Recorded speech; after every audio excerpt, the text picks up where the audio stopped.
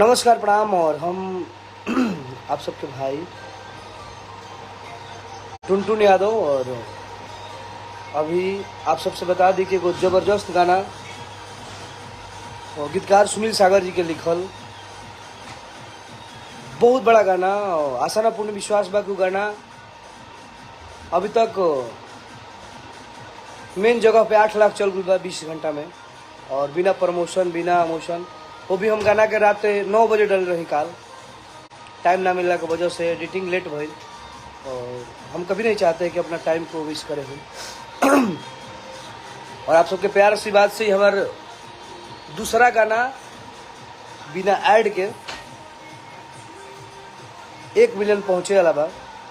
और हमें कमेंट कर रहे हैं गीतकार प्रकाश परदेसी जी, लव यू। तो प्लीज़ आप लोग इस गाना को सुनिए, दिखाओ तनी वीडियो। और रील्स पे जबरदस्त वायरल गाना बा। और आज सुबह से लेके अभी तक 15,000 रील बन चुकल बा।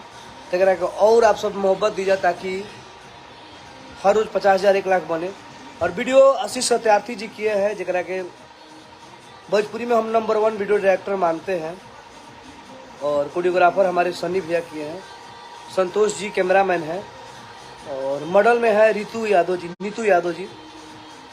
और म्यूजिक आर्या भैया के है। और रिकॉर्डिंग अपना स्टूडियो में हुआ था आदिशक्ति में। और लिखले बनी सुनील सागर जी, और फीमेल में काजल राज जी गले बनी।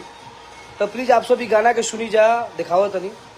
और हर लोग के दिल पे राज करे वाला गाना बा। लगन के बाद, लगन अभी तो बात थोड़ा सा, और साउंड के भी गाना बहुत जबरदस्त गाना वाली बाड़ी सुन। तब तक ये गाना आप सब सुनी जा, तनी साउंड पूरा दे दो फुल।